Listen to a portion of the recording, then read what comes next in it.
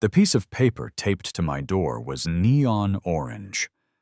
Not a subtle, "Hey, you missed a package" orange, but a violent radioactive shade designed specifically to induce anxiety from 50 yards away. It fluttered in the humid breeze, anchored by a strip of clear packing tape that I knew, with absolute certainty, was going to peel the finish right off my mahogany door. I stood at the bottom of my driveway, the heat of the asphalt radiating through the soles of my sneakers. I'd just gotten back from a run, a pathetic attempt to outrun the creeping realization that my 30s were ending, and the sweat was dripping into my eyes. I squinted at the door. Please be a flyer for a lost cat.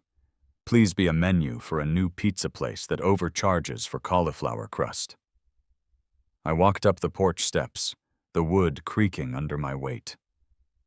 The Oaks at Willow Creek was supposed to be a quiet sanctuary, according to the brochure I'd been handed 3 years ago. It was supposed to be the kind of place where you could leave your door unlocked and your neighbors brought you apple pie. Instead, it was the kind of place where neighbors measured your grass with a ruler and reported you if your trash can was visible from the street after 6:00 p.m. I reached the door. It wasn't a pizza menu. Notice of violation. The Oaks at Willow Creek Homeowners Association. Date, July 14th. Time of infraction, 3:14 p.m., July 13th. Unit 402, Jack Daniels. Resident status, owner. Violation, Article 4, Section 7, Paragraph B. Unauthorized guest entry. Failure to adhere to security protocol. Breach of perimeter integrity. Action taken. Fine assessed. Amount due, $500. I stared at the number. $500. $500. A laugh bubbled up in my throat, but it wasn't a happy laugh. It was the dry, cracked sound of a man whose sanity was fraying at the edges. I ripped the paper off the door. Sure enough, a chip of the dark wood stain came with it, stuck to the adhesive like a trophy. Great. That would be another letter next week. Improper maintenance of entryway aesthetics. I unlocked the door and stepped into the cool, air-conditioned silence of my hallway. I tossed my keys on the console table and looked at the violation notice again, just to make sure I hadn't hallucinated the decimal point. Nope, $500. And I knew exactly what this was about. Yesterday, my brother Mike had been driving from Philly down to D.C. for a conference. He's a sales rep for a pharmaceutical company, which means he drinks a lot of coffee and spends a lot of time stuck on I-95. He'd called me somewhere around the exit for the state park, his voice tight and panicked. "Jack, listen to me. I need a toilet. Now. I'm prairie dogging on the interstate, man. The rest stop was closed for cleaning. Can I swing by?" "Yeah, of course," I'd said. "Just punch in the gate code. 1234. It's universal." He'd arrived 10 minutes later in his silver Toyota Tacoma. He parked in my driveway. He ran inside with the desperate, wide-legged waddle of a man in crisis. He destroyed my downstairs powder room, drank a bottle of cold water from the fridge, patted my golden retriever Buster on the head, and left. He was in my house for 12 minutes. I checked the call log. He called at 3:02 p.m. He left at 3:14 p.m. 12 minutes. I did the math in my head. That was roughly 41.66 per minute. It was the most expensive urination in the history of the incomprehensibly wealthy, and Mike hadn't even flushed gold bullion. "Unbelievable," I whispered to the empty house. I walked into the kitchen, ignoring the fact that I needed a shower. I needed answers first. I grabbed a beer from the fridge, an IPA that tasted like pine cones and regret, and cracked it open. I took a long pull, and stared out the kitchen window toward the clubhouse. The clubhouse was the seat of power in the Oaks. It was a sprawling, white-columned monstrosity that looked like it had been stolen from a plantation movie set. It housed the gym, which had 3 broken treadmills, the pool, which was currently closed due to pH imbalances, and the office. The office of Brenda. Brenda was the HOA president. She was a woman who had taken the concept of a busybody and turned it into a competitive sport. She was in her late 50s, with hair that was teased, sprayed, and cemented into a helmet of blonde ambition. She drove a pristine white Lexus SUV that had never seen a speck of mud, and she walked the neighborhood every morning with a clipboard, looking for crimes against uniformity. I checked my watch. 4:15 p.m. The office closed at 5 o'clock. I didn't bother showering. I didn't bother changing out of my sweat-stained running clothes. In fact, I hoped I smelled. I hoped I radiated the musk of righteous indignation. I grabbed the orange paper, crumpled it into my fist, and marched out the door. The walk to the clubhouse usually took 10 minutes. I made it in 6. My anger was a propellant. I power-walked past the pristine lawns, the identikit mailboxes, and the perfectly trimmed hedges. I saw Mr. Henderson watering his petunias. He waved. I didn't wave back. I was on a mission. When I burst through the double doors of the clubhouse, the blast of lavender-scented air conditioning hit me like a physical wall. The lobby was empty, silent except for the low hum of the vending machine in the corner. I turned left, down the hallway lined with bad watercolor paintings of sailboats, and stormed into the main office. Brenda was there. Of course she was. She was sitting behind her massive mahogany desk, a piece of furniture that looked expensive enough to feed a family of 4 for a year.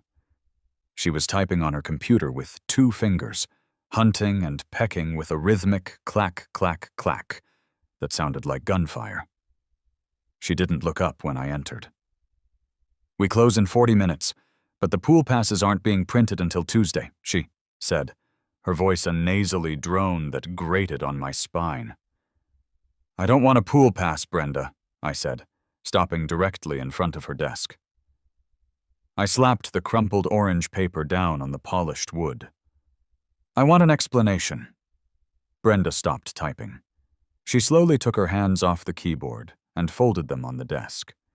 She adjusted her rimless glasses, the gold chain around her neck catching the light, and looked up at me. Her expression was one of practiced, weary patience, like a kindergarten teacher dealing with a child who ate paste. "Hello, Jack," she said. "You're dripping on the carpet." "It's sweat, Brenda. It dries. Unlike my bank account if I pay this insanity." I pointed a shaking finger at the citation. $500? For what? My brother stopped by to use the bathroom. She reached out with a manicured hand and smoothed the crumpled paper flat. She read it as if she hadn't written it herself. "Ah, yes. Unit 402, she said. "The silver Toyota Tacoma. License plate ending in 492. "You memorized his plate?" "I didn't have to," she said, tapping her computer monitor. "The system did. The camera at the gate captures every plate, Jack. Time-stamped, geotagged, cross-referenced with the resident database." "Okay, so you have a picture of his truck. So what? Since when is it a crime to have a guest?" "It is not a crime to have a guest," Brenda said, her voice dropping to that condescending register she used at the annual budget meetings. "It is, however, a violation of the new security protocols to have an unregistered guest." "Unregistered?" I scoffed. "He punched in the code. The gate opened. The machine let him in. If the machine let him in, he's authorized." Brenda sighed, a long, deflating sound that signaled her immense disappointment in my cognitive abilities. She opened the top drawer of her desk and pulled out a thick, leather-bound binder. The bylaws. She flipped it open with terrifying speed, landing on the exact page she needed without even looking. Effective July 1st, she read, tracing the line with a pink fingernail. Article 4, Section 7, Paragraph B. In the interest of community safety and to prevent unauthorized soliciting, tailgating, and criminal element intrusion, all non-resident vehicles must be registered via the gate security portal no less than 24 hours prior to arrival. She looked up. Did you register the Tacoma 24 hours in advance, Jack? No, he called me from the highway. It was an emergency. He was about to piss his pants, Brenda. Is there a clause for active bladder? There is not, she said simply. The rule is clear. 24 hours notice. You log in, you enter the guest's name, vehicle make, model, and license plate. The system then generates a unique, one-time use QR code that you text to the guest. They scan it at the kiosk. That is the procedure. That is bureaucratic madness, I argued, leaning over the desk. The old code was 1234. It worked fine for 10 years. It was insecure, Brenda countered. Everyone knew it. The pizza delivery boys, the landscapers, the riff-raff. We had reports of a van driving through here last month that looked suspicious. The board voted to upgrade the system. We spent $60,000 on the new SmartGate technology. We have to use it. So because you spent 60 grand on a toy, I have to pay $500 because my brother needed a leak? You have to pay $500 because you breached perimeter integrity, she said, closing the binder with a snap. By giving him the old emergency maintenance code, which we are phasing out, you bypassed the logging system. The camera saw a plate that wasn't in the daily manifest. The system flagged it as an intruder. It sent an immediate Level 3 alert to my phone. I froze. It sent an alert to your phone? Yes, she said, looking smug. She picked up her iPhone, which was resting on a coaster, because of course it was. I am the system administrator. I get a notification for every authorized entry code generated, and a critical alert for any unauthorized entry. My phone went off at 3:14 p.m. I checked the camera feed. I saw the truck at your house. I issued the fine. It's automated, really. I verify. I click confirm. The printer prints the ticket. I stared at her. The air conditioning was humming, but I felt hot. Let me get this straight, I said slowly, trying to piece together the mechanics of this dystopia. You want me to log into a website, to register a person, so the system can generate a code, which sends a text to you? Precisely. It ensures oversight.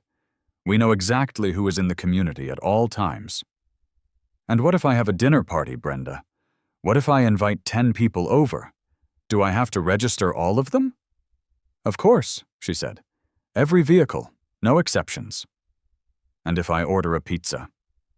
You register the delivery driver, or you meet them at the gate. That completely defeats the purpose of delivery. Brenda shrugged. Security has a price, Jack. I ran a hand through my damp hair. Brenda, come on. It's me. It's Mike. You know Mike. He came to the BBQ last year. He brought that potato salad you liked. For a second, I saw a flicker of humanity in her eyes. She did like that potato salad. But then the steel shutters of authority slammed back down. The system has already logged the infraction, Jack, she said, her voice cold. I can't delete it. If I delete it, the audit logs will show a discrepancy. The security company reviews the logs. If they see I'm letting people in off the books, we lose our insurance discount. The fine stands. I'm not paying it, I said. Then it goes on your monthly dues. If you don't pay that, it accrues interest. After 90 days, we place a lien on your house, After 6 months, we can move to foreclose." She smiled, a thin, tight stretching of lips that didn't reach her eyes. "Don't lose your house over a pee break, Jack." I looked at the orange paper on the desk. I looked at the binder. I looked at her phone. "Can I see the bylaws?" I asked. Brenda blinked. "Excuse me?" "The bylaws. The book you just read from. Can I see it? I want to read the section myself. If I'm going to pay $500, I want to see the exact wording." She hesitated, then pushed the heavy binder toward me. "Knock yourself out. You can't take it out of the office, though." I opened the binder. I found Article 4, Section 7. All non-resident vehicles must be registered. I scanned down the page. I was looking for limits. I was looking for a max guests per month clause. I was looking for anything that would stop me from doing what was forming in the back of my lizard brain. I read paragraph C. Residents are responsible for the conduct of their registered guests. I read paragraph D. Commercial use of residential units for high-volume retail traffic is prohibited. High-volume retail traffic, I muttered. That meant I couldn't open a Walmart in my living room. Fair enough. Then I turned to the appendix, where the Gate Security Portal User Agreement was stapled. 3.1. System Capacity. The Gate Security Portal is designed to handle unlimited guest registrations per residential unit to accommodate social gatherings, family events, and service providers. Unlimited. 3.2. Notification Protocols. To ensure transparency, the designated system administrator, HOA president, shall receive a real-time SMS and email notification for every unique guest entry code generated. This feature is hard-coded for the first year of the contract to ensure system calibration. Hard-coded. That meant she couldn't turn it off. I looked up at Brenda. She was checking her watch. "Are you done, Jack? I have Pilates at 5:30. "Just one more question," I said, my voice dangerously calm. "Is there a limit on how many guests I can have in a day? Say, if I wanted to have a family reunion?" Brenda scoffed. "We don't police your social life, Jack. As long as they don't block the street and they don't make noise after 10 p.m., you can have as many guests as you can fit in your house. Just register them." "And every time I register one, you get a text?" "For security," she said, tapping her phone. "Yes. And if I register them and they come in and they leave, no fine?" "As long as they have a code. That is the rule." "Okay," I said. "Okay, Brenda." I reached into my back pocket and pulled out my wallet. I didn't have cash, but I had my checkbook. I rarely used it, but for this, I wanted a paper trail. I wrote out a check for $500. I tore it out and slid it across the desk. "Here," I said. "Payment in full." Brenda picked up the check, inspecting it like it might be counterfeit. "Smart choice, Jack. It's better to just follow the rules."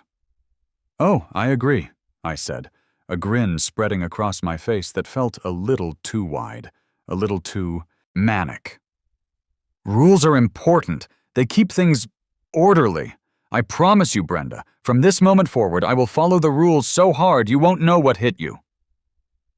"I doubt that," she murmured, opening her drawer to deposit the check. "You're a bit of a chaotic element, Jack." "You have no idea," I said. I turned and walked out of the office. The heat outside didn't feel oppressive anymore. It felt like a warm embrace. It felt like the starting gun of a marathon. I walked home, my mind racing. $500. She wanted to play security state. She wanted to micromanage my driveway. She wanted a text message every time someone visited. Fine. I was going to give her the security she craved. When I got back to my house, I went straight to my office and booted up my computer. I cracked a second beer. I sat in my ergonomic chair and stared at the screen. I navigated to the HOA website. I logged into the resident portal. I clicked on the tab marked Gate Security, Guest Registration. The interface was clunky. It asked for guest name, guest license plate, optional for rideshare, duration of stay. I tested it. I typed in test guest. I put in Uber for the plate. I set the duration for 1 hour. I clicked generate code. A little spinning wheel appeared. Processing. 3 seconds later, code generated. 884992. I imagined Brenda's phone in her purse. Bzzzt. 1 notification. 1 was nothing. 1 was a drop in the ocean. I needed an army. But I didn't have an army. I didn't have a big family. I was a single guy who worked in logistics. But I knew where to find an army. I knew where to find thousands of people who were looking for a cheap deal, a quirky experience, or just a place to park their car safely for an hour while they ate a sandwich. I opened a new tab, Airbnb.com. I had a guest room. It had a bed. It had a separate entrance, through the garage side door. It had a bathroom. I clicked Become a Host. I started filling out the form. Title: The $1 Luxury Pit Stop. Gated community access included. Description: Are you tired of the riffraff? Do you need to turn your car around in style? Do you need a safe, secure, patrolled neighborhood to eat your lunch, take a nap, or just scroll on your phone? Come to the Oaks at Willow Creek. For the rock-bottom price of $1 plus Airbnb service fees, you get full access to my guest suite. But the real perk? You get a gate code. Yes, experience the thrill of the barrier arm lifting just for you. Drive past the fountain. Gaze at the topiaries. Stay for 5 minutes. Stay for the night. I don't care. Instant booking is on. I set the price to $10. Airbnb yelled at me. That's too low for your area. I fought the algorithm.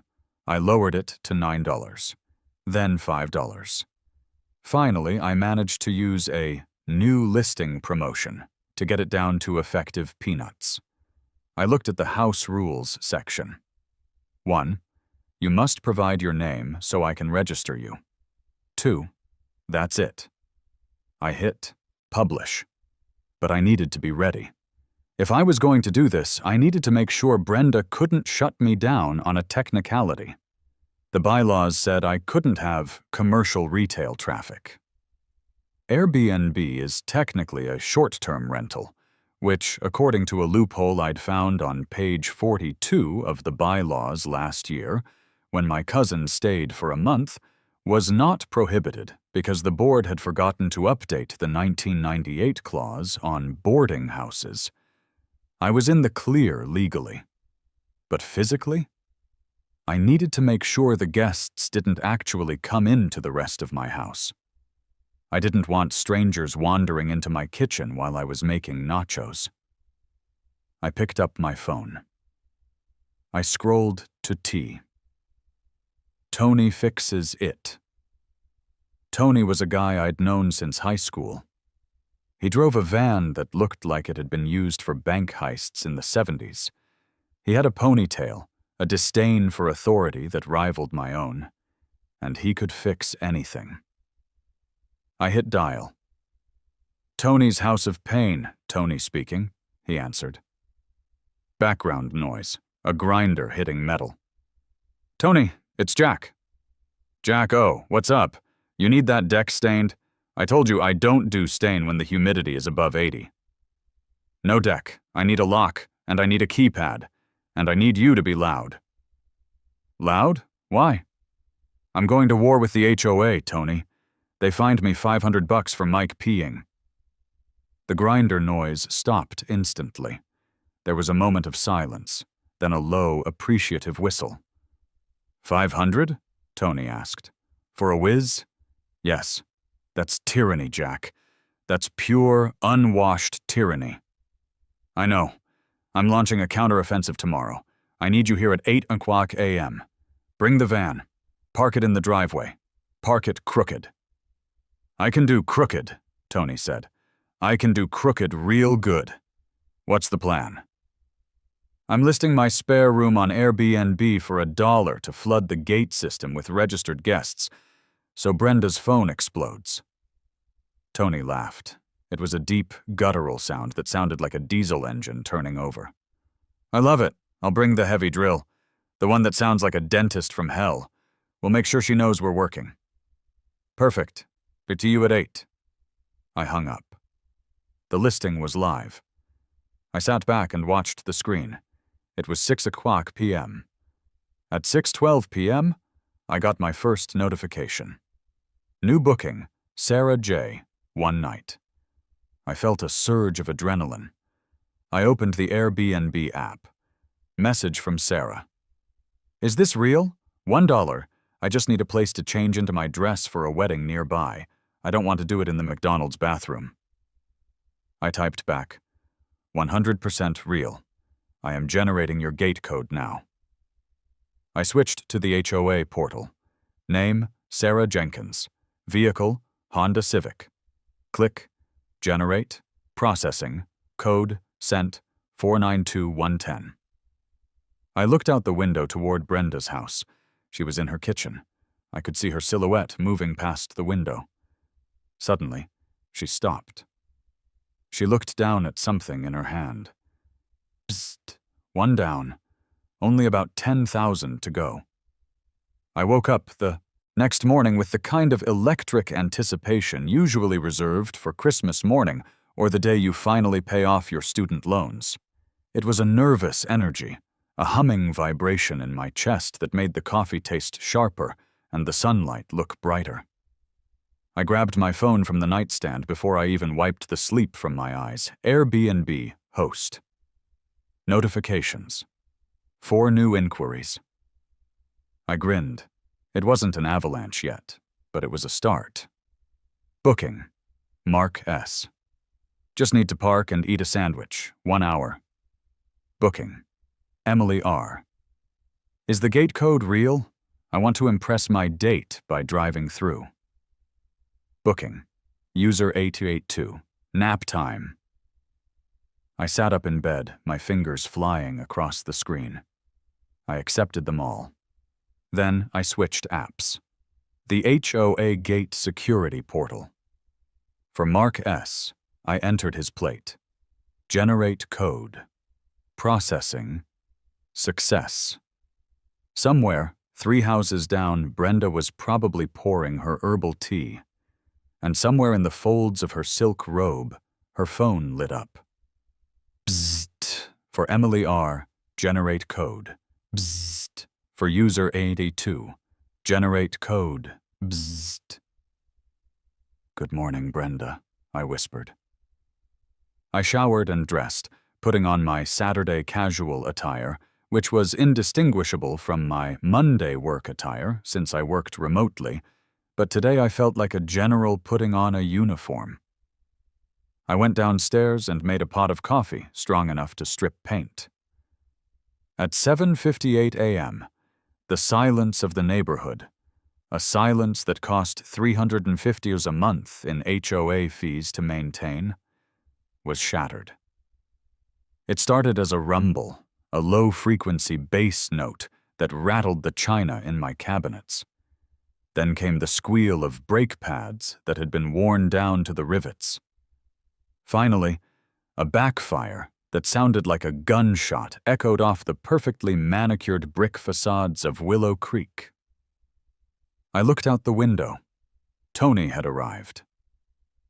Tony's van was a masterpiece of neglect. It was a Ford Econoline of indeterminate vintage, painted a color that could best be described as industrial despair. Rust spots bloomed across the wheel wells like aggressive lichen. The rear bumper was held on with duct tape and hope. And on the side, in spray paint that had dripped slightly, were the words, "Tony fixes it."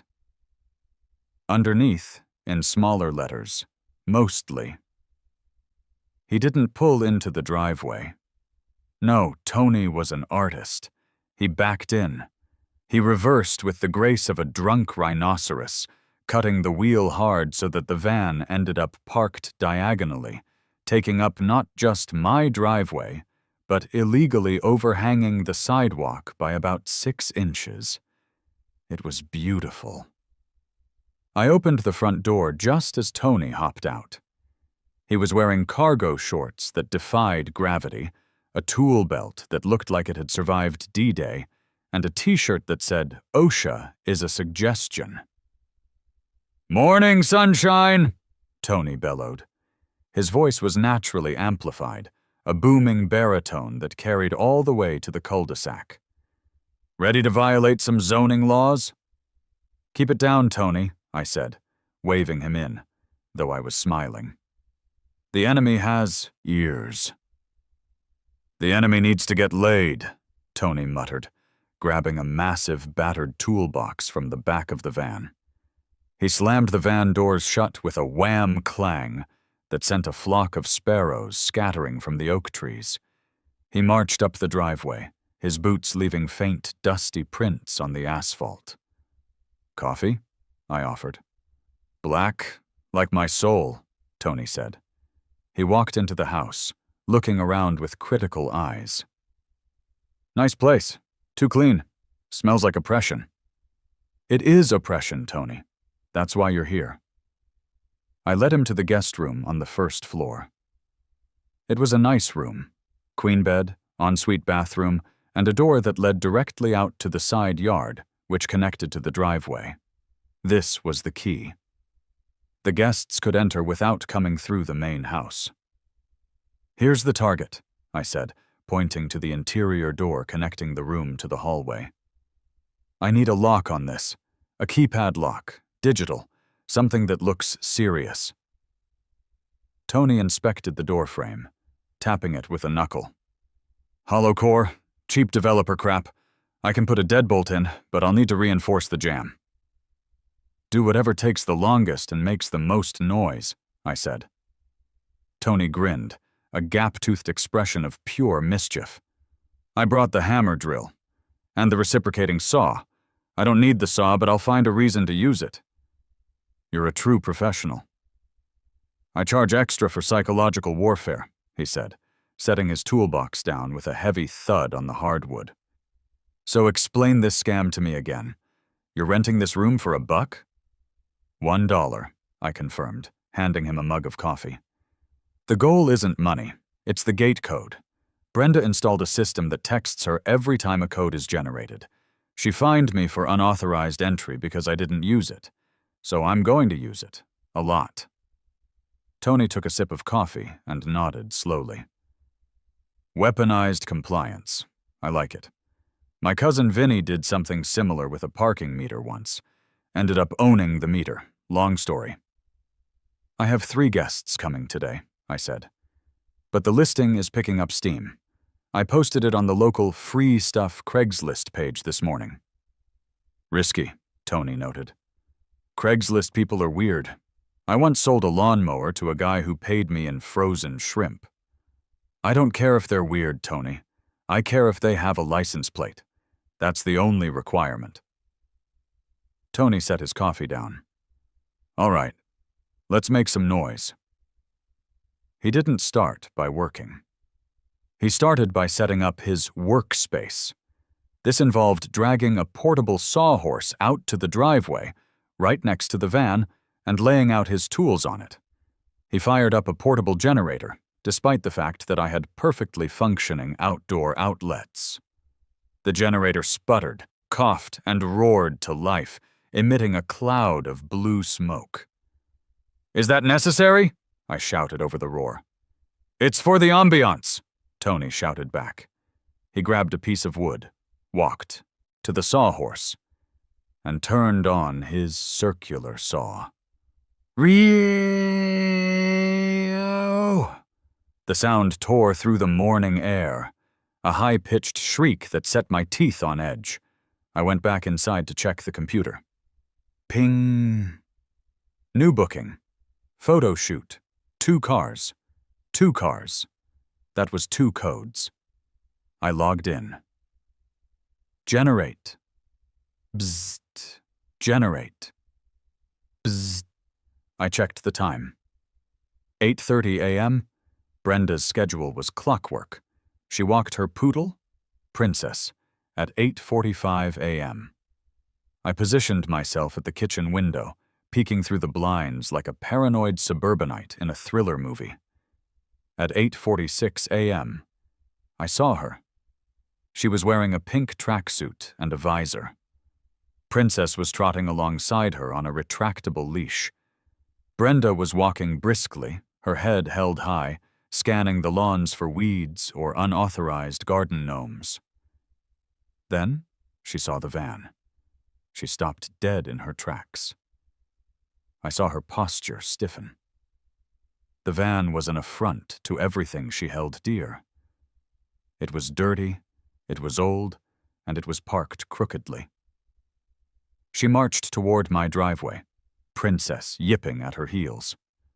Tony was currently measuring a piece of scrap wood, which mostly involved him staring at it while the generator ran at full volume. Brenda reached the edge of the driveway. She mouthed something. Tony didn't look up. She yelled. Tony continued to stare at the wood. Finally, she walked right up to him and tapped him on the shoulder. Tony spun around, holding a hammer. Brenda jumped back 2 feet, clutching her pearls. She wasn't wearing pearls, but the gesture was spiritual. I cracked the window open to hear. "Ordinance prohibits commercial vehicles from overnight parking!" Brenda was shrieking over the generator. Tony reached down and killed the generator. The sudden silence was deafening. "What?" Tony asked, leaning in. "Sorry, bad ear. Industrial accident. 1998. "I said," Brenda huffed, straightening her visor, "you cannot park that monstrosity here, and you certainly cannot run a generator at this hour. It's noise pollution." "It's 8:50 a.m., sweetheart," Tony said, checking a watch that didn't exist on his wrist. "City ordinance says construction noise is permitted between 7 a.m. and 6 p.m. I'm giving you a break by starting late." "What construction?" Brenda demanded, looking at the house. "Jack didn't submit an architectural review request. Any exterior modification requires board approval."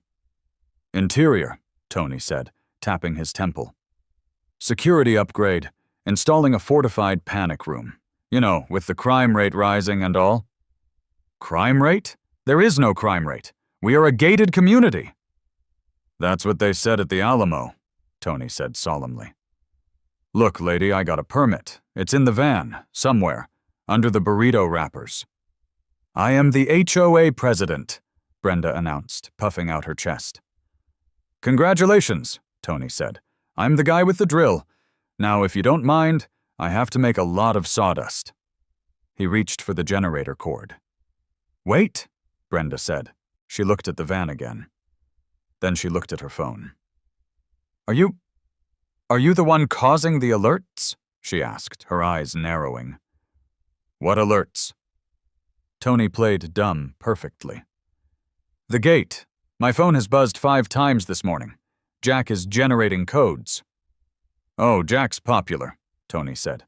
"Big party later. I'm just here to secure the perimeter." "He can't have a party. It's Tuesday." "Is it?" Tony looked at the sky. "Time is a flat circle, Brenda." He pulled the cord. Roar. The generator kicked back on. Brenda stood there for a moment, mouth opening and closing like a fish out of water. She glared at the van, then at my house. She pulled out her phone. I saw her tapping furiously. Then she turned and stomped away, dragging Princess behind her. I walked out the front door. Tony killed the generator again. "She's fun," Tony said. "I can see why you want to ruin her life." "She's going to check the logs," I said. "She's going to see the names. She's going to realize they aren't family." "Does the rule say they have to be family?" Tony asked, picking up a drill. "No, just guests." "Then let her check.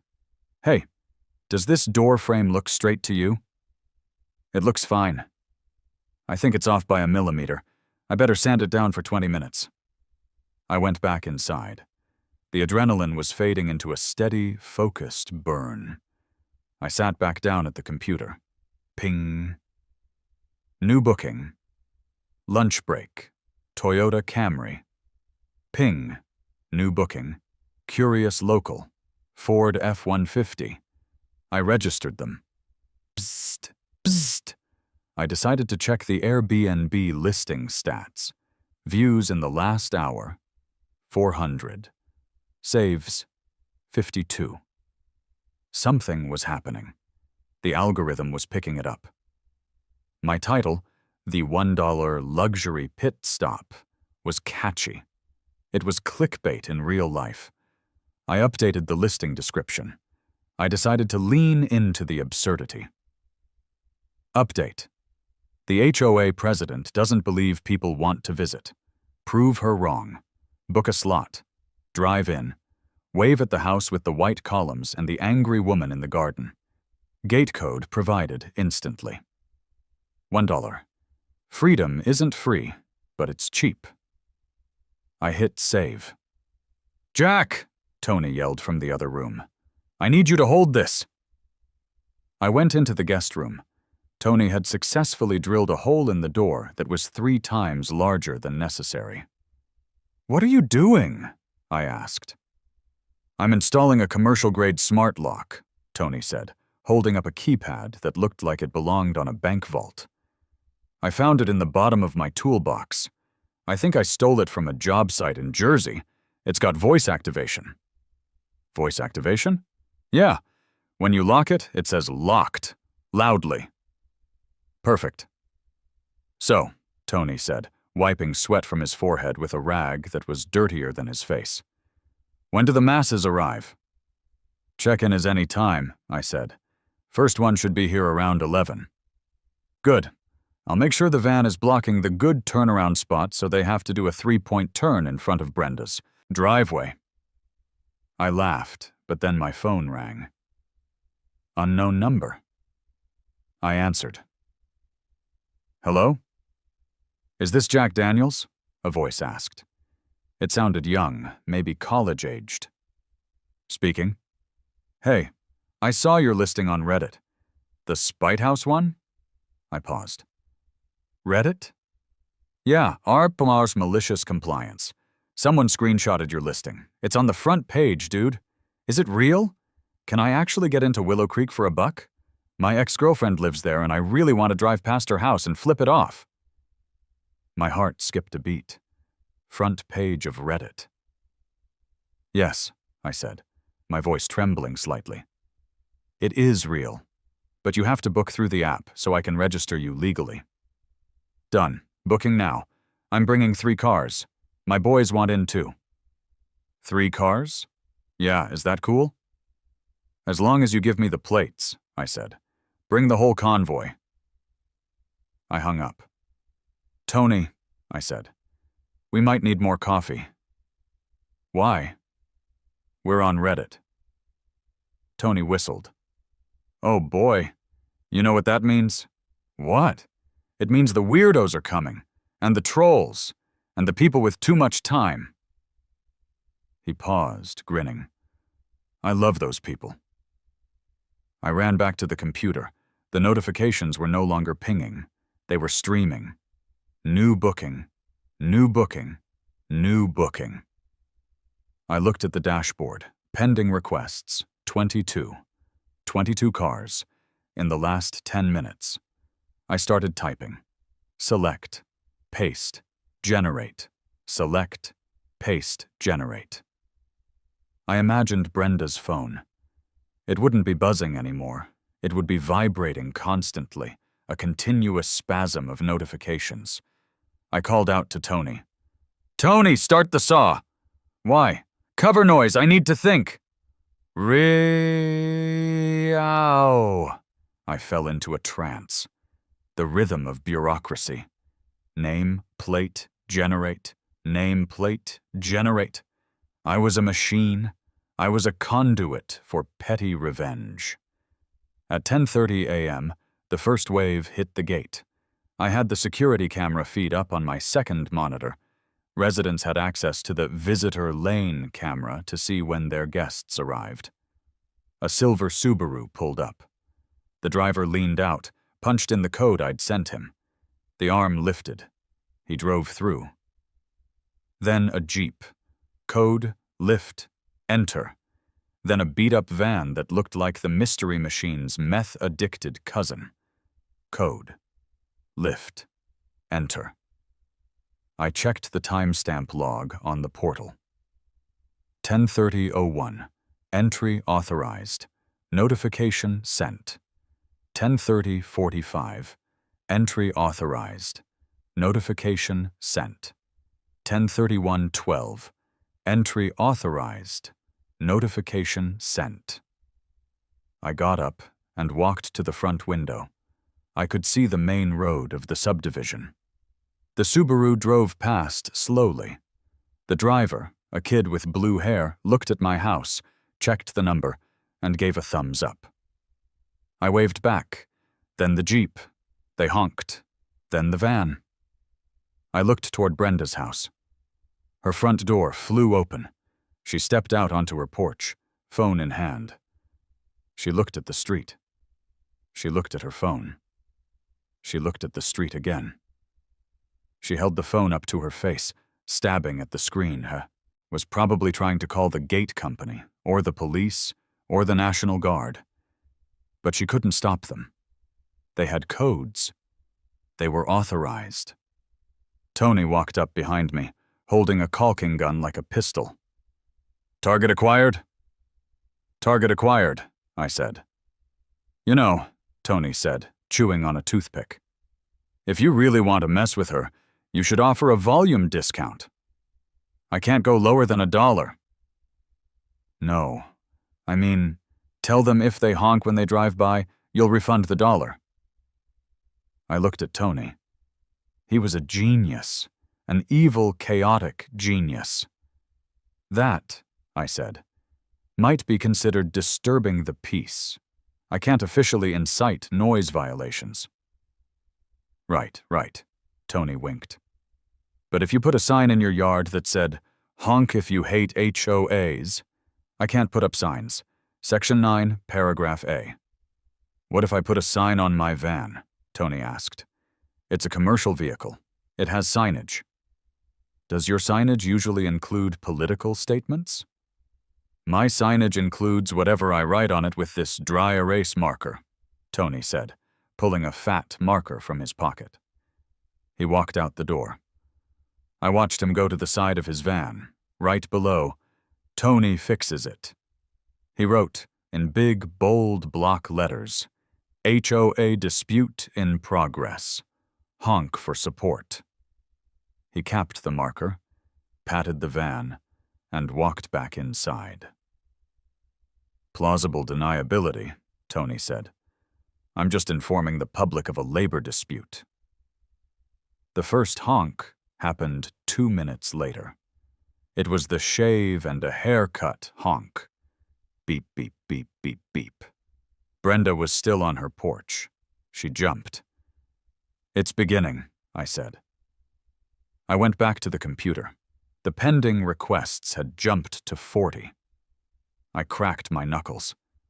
"Let's flood this gate." I worked for an hour straight. My eyes were blurring. The names were blurring. John Doe, Jane Smith, Seymour Butts. I registered him anyway. I was generating a code every 30 seconds. That meant Brenda was getting 2 texts a minute. At 11:15 a.m., my doorbell rang. I froze. Was it the police already? I went to the door and looked through the peephole. It wasn't the police. It was a guy in a polo shirt holding a clipboard. He looked official, but not law enforcement official. He looked corporate official. I opened the door. "Mr. Daniels?" he asked. "Yes?" "I'm Steve, from SecureGate Solutions. We manage the entry system for the Oaks." "Oh, hi, Steve. Is there a problem?" Steve looked tired. "Well, sir, we're seeing some unusual activity on your account. You've generated 64 visitor codes in the last 2 hours." "Is there a limit?" I asked immediately. "The bylaws say—" "I know what the bylaws say," Steve interrupted, holding up a hand. "I'm not here to enforce the bylaws. I'm here because the server thinks you're a bot. Our fraud detection algorithm flagged your unit. It's trying to shut you down." "Oh," I said. "Well, I can assure you I am human. I'm just hosting a networking event." Stephen looked past me at Tony, who was currently sawing a piece of wood in the middle of the hallway for no reason. "A networking event," Steve repeated. "Yes, for amateur carpenters." "Right," Steve said. "Look, Mr. Daniels, I don't care what you do, but the system sends an SMS via a third-party gateway. We pay per text. You're costing us money, and you're blowing up the HOA president's phone. She called our support line screaming that she can't use her phone because the notifications are freezing the UI." I smiled, a genuine warm smile. "That sounds like a software design flaw, Steve. Maybe you should have included a mute option in the build." Steve sighed. He looked like he wanted a cigarette. "She demanded we turn off your access." "You can't," I said. "If you lock me out, you're denying me access to my property rights. I'm current on my dues. I'll sue SecureGate Solutions and the Oaks HOA for breach of contract and harassment." Steve rubbed his temples. "That's what your lawyer friend said when he called our legal department 10 minutes ago." "My lawyer friend?" "Yeah. Some guy named Vinny? Said he represents your estate." I looked back at Tony. Tony gave me a thumbs up. "Cousin Vinny," Tony mouthed. "Okay," Steve said. "Here's the deal. I'm not turning you off, but I am warning you. The system isn't built for this volume. If you keep this up, the localized controller at the gate might overheat. It's 95 degrees out here." "If the gate breaks," I asked, "what happens?" "It defaults to open," Steve said. "Safety protocol." "Good to know, Steve. Good to know." Steve shook his head and walked away. I closed the door. "Tony!" I shouted. "We need more volume." "I'm on it," Tony yelled. "I'll post the link on my contractor forum. Those guys drive big trucks. They love parking where they aren't supposed to." I went back to the computer. Booking. Heavy-duty truck club. 5 vehicles. Booking. Local Mustang enthusiasts. 8 vehicles. I typed faster. The notifications on my screen were a blur. Code sent. Code sent. Code sent. Outside, the honking was becoming a chorus. Beep, honk, beep, beep. I checked the camera feed. The line of cars at the gate was now spilling out onto the main road. Traffic was backing up. Brenda was no longer on her porch. She had retreated inside. But I knew she was in there. I knew she was staring at her phone, watching the battery drain, watching the texts roll in like a ticker tape of doom. Unit 402, authorized entry. Unit 402, authorized entry. Unit 402, authorized entry. "Hey, Jack," Tony said, walking into the office. "I think we blew a fuse." "What?" "The saw and the drill and the AC. I tripped the breaker." "Go flip it back on. The panel is in the garage." "You got it. Hey, by the way, there's a drone outside." "A drone?" "Yeah, hovering right over Brenda's yard. I think one of your guests is a tech bro." I laughed. "Let him film. Documentation is key." The day was just getting started, and I had a feeling that by sunset, the name Jack Daniels would be legendary in the annals of HOA warfare. But first, I had another 50 codes to generate. The circuit breaker was an easy fix, but the breaker in Brenda's brain was clearly struggling to hold the load. By noon, the sun was high, turning the asphalt of the Oaks into a shimmering griddle. The air was thick with humidity and the smell of ozone from Tony's overworked power tools. Inside my house, the air conditioning was fighting a losing battle against the heat generated by my computer tower, which was running hotter than a nuclear reactor core. I was back at the command center, my kitchen table, nursing a lukewarm glass of water. The notifications were no longer arriving in distinct pings.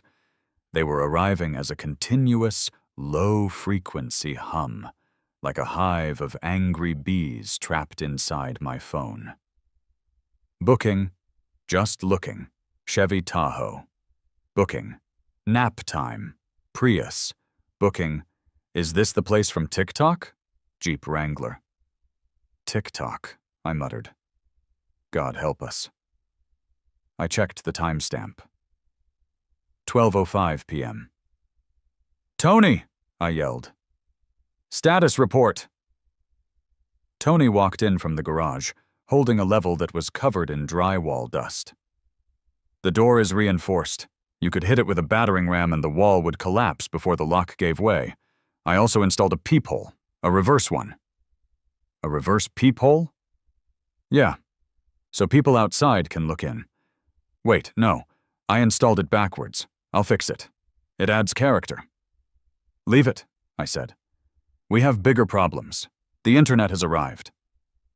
I turned my monitor so he could see the security camera feed of the front gate. It looked like the entrance to a music festival. The line of cars stretched out of the camera's view, winding down Willow Creek Boulevard. I could see sedans, SUVs, a few motorcycles, and what appeared to be a converted school bus painted with psychedelic flowers. Is that a bus? Tony asked, squinting. It looks like it. Does the HOA allow buses? The bylaws restrict commercial vehicles over 2 axles and recreational vehicles for overnight storage. But for entry, if they fit through the gate, they fit. I love loopholes, Tony said, wiping a tear from his eye. They're like poetry for jerks. I went back to the portal. Name, Sunshine Bus. Plate, Love Bus. Generate code. Processing. The wheel spun. It spun for 5 seconds. 10 seconds. Come on, I whispered. Code generated. 994221. Bzzzt. I pictured Brenda. She was probably in her living room, surrounded by silence, except for that phone. That relentless, vibrating demon. Every buzz was a reminder that she had lost control. I'm going out there, I said. I need to manage the flow. I'll be your security detail, Tony said, grabbing a staple gun. You never know when you need to staple something. We walked out into the blinding sun. The humidity hit us instantly. My driveway was already full. The early birds had parked. There was the silver Civic, the Uber driver who was eating a burrito on his hood, and a guy in a Tesla who was just sitting there, charging his phone with his car running. I waved. Welcome to the Oaks. Restrooms are through the side door. Water is in the cooler. The Uber driver gave me a peace sign. Thanks, bro. Nice neighborhood. Quiet. Usually, I said. Just then, the Sunshine Bus rolled up. It was a terrifying vehicle, a 1990s school bus that had been hand-painted with varying degrees of artistic skill. It barely cleared the overhanging oak branches that gave the neighborhood its name. It hissed to a halt in front of my house, blocking not just my driveway, but half the street. The door accordioned open. A guy with dreadlocks and a t-shirt that said "Legalize Ranch" stepped out. Are you Jack? He asked. I am. Dude, legend. We saw the post on https://www.google.com, search, stick it to theman.com. We just wanted to see if the code worked. We're not staying. Just doing a lap. Enjoy the scenery, I said benevolently. Hey, the guy lowered his voice. Is that the lady? He pointed. I looked. Brenda was standing at the edge of her property line, right where her immaculate zoysia grass met my slightly too long fescue. She was vibrating. I don't mean she was shaking. I mean she looked like she was phasing in and out of reality. She was holding her phone in one hand and a pair of garden shears in the other. Jack, she said. Her voice was disturbingly calm. It was the calm of a serial killer before the first strike. Hey, Brenda, I said. Nice day for a bus, isn't it? You are destroying this community, she said. I'm enhancing it. Look at the diversity. Look at the vibrancy. There is a bus, she pointed with the shears. A bus. In the Oaks. He's a guest, Brenda. Registered. Check your texts. At that exact moment, her phone buzzed. She flinched as if she'd been tased. Make it stop, she hissed. My battery is at 12%. It has been 3 hours. You could just turn off the notifications, I suggested helpfully. I can't, she screamed, the calm facade shattering. You know I can't. It's hard-coded. The contract says the administrator must receive alerts to ensure rapid response. If I turn off the phone, I'm in violation of the vendor contract. Sounds like a bad contract, Brenda. Did you read the fine print? I know how much you love fine print. She took a step toward me. Tony stepped forward, clicking the staple gun twice into the air. Chunk. Chunk. Back off, Karen, Tony warned. I'm licensed to operate this machinery. My name is Brenda. Whatever, you're violating the vibe. Brenda looked at the bus. The driver was now revving the engine, which sounded like a dying dragon. A cloud of black exhaust puffed out, drifting directly toward Brenda's prize-winning roses. No! She shrieked. My floribundas! She ran toward the flowers, batting at the smoke with her hands. The bus driver gave a friendly honk, a deafening air horn blast, and rolled away, circling the cul-de-sac. Okay, I said to Tony. That was satisfying. But we have a logistical issue. What? If they keep coming at this rate, there's nowhere to park. They're going to start parking on the street. So street parking is allowed, but only on one side. If they park on both sides, Brenda can call the fire marshal. Blocking emergency access is the one thing that will actually get me shut down. Right. Tony scratched his chin with the staple gun. We need a valet. I'm not parking their cars. No, we need a traffic controller. Someone to direct the herd. Tony walked over to his van. He rummaged around in the front seat and pulled out a reflective safety vest and a hard hat. He put them on. I'm on it, Tony said. I'll make sure they park legally. And by legally, I mean in front of Brenda's house, but 6 inches from the curb, so it's technically valid. You're a hero, Tony. I know. Go generate more codes. The line is moving. I went back inside. The kitchen was sweltering. I checked the portal. Pending requests, 60. 60. That was a notification every second for the next minute if I did it fast enough. I started clicking. Generate. Generate. Generate. I was getting into a flow state. I wasn't reading names anymore. I was just a finger clicking a mouse. I was the god of entry. I was the gatekeeper. Then, the phone rang. It wasn't a cell number. It was a local landline. Hello? Is this Mr. Daniels? A stern male voice. Yes. This is Officer Higgins, Willow Creek PD. My stomach dropped. Yes, officer? We've received multiple calls regarding a traffic situation at your address. and a disturbance of the peace. "Officer, I can explain. I'm hosting an event. All the guests are registered. The traffic is just temporary congestion." "Uh-huh. And the calls about the psychedelic bus emitting toxic fumes?"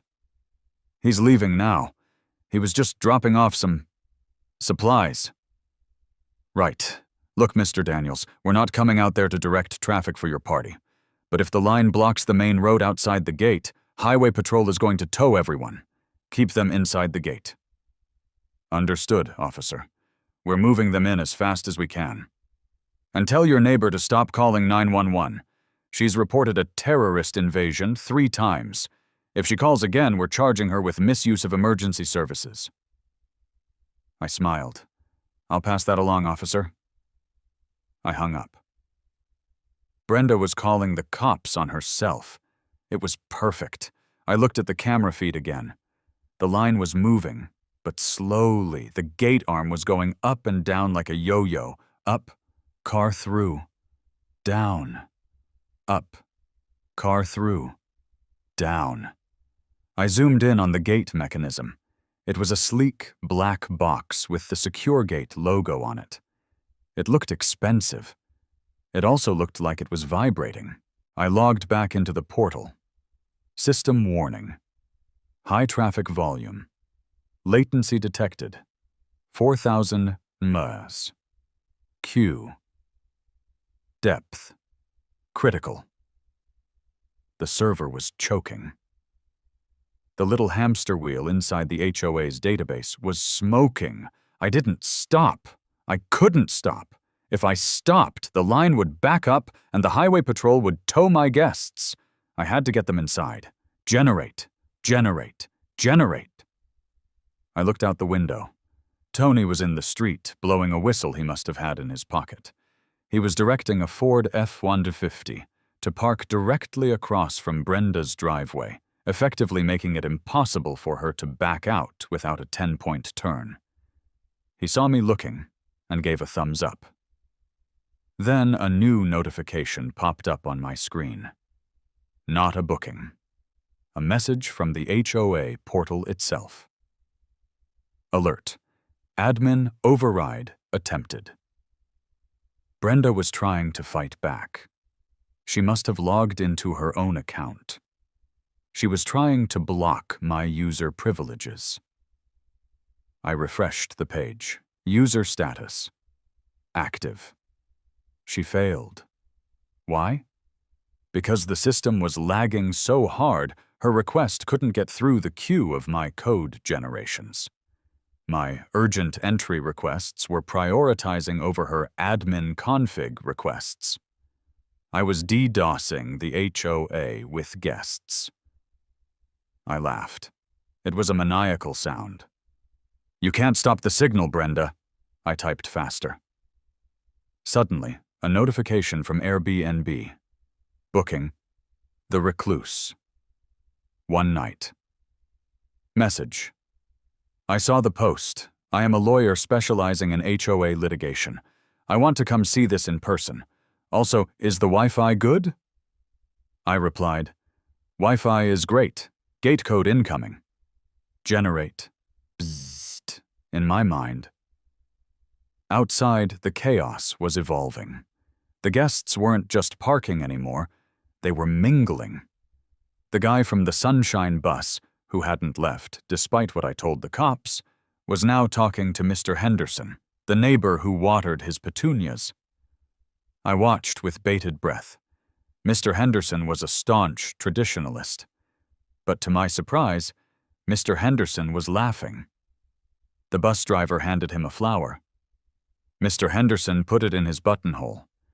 The community was bonding? No, that couldn't be right. Then I saw Brenda. She had come back out. She was marching toward Tony again. This time she wasn't holding shears. She was holding a large, white poster board. She had made a sign. I grabbed my phone to record this. She slammed the sign into her lawn. Private event. Residents only. Police have been notified. Tony looked at the sign. He walked over to his van. He grabbed his dry erase marker. He walked over to Brenda's sign. Brenda screamed, "Do not touch my property!" Tony stopped. He respected property rights. Instead, he grabbed a piece of plywood from his van, propped it up against his bumper, which was on the street, and wrote, "Public welcome. Free gate codes. Ask for Jack." Arrow pointing to my house. Brenda ripped her sign out of the ground and threw it like a frisbee. It wobbled in the air and landed in the bird bath. "Tony!" I yelled from the porch. "Don't antagonize her too much. We need her phone to stay on." "She's plugged into a portable charger," Tony yelled back. "I saw the cable. She's recharging so she can keep receiving the misery." That was dedication. She hated this so much she refused to let her phone die because that would mean admitting the system, and her oversight, had failed. She needed to document every infraction. I went back to the screen. System error. 503 service unavailable. The portal had crashed. I froze. If the portal was down, I couldn't generate codes. If I couldn't generate codes, the guests couldn't get in. If they couldn't get in, the line would stall. I looked at the camera feed. A line of 5 cars was waiting at the gate. The keypad was dark. The screen on the kiosk was blue.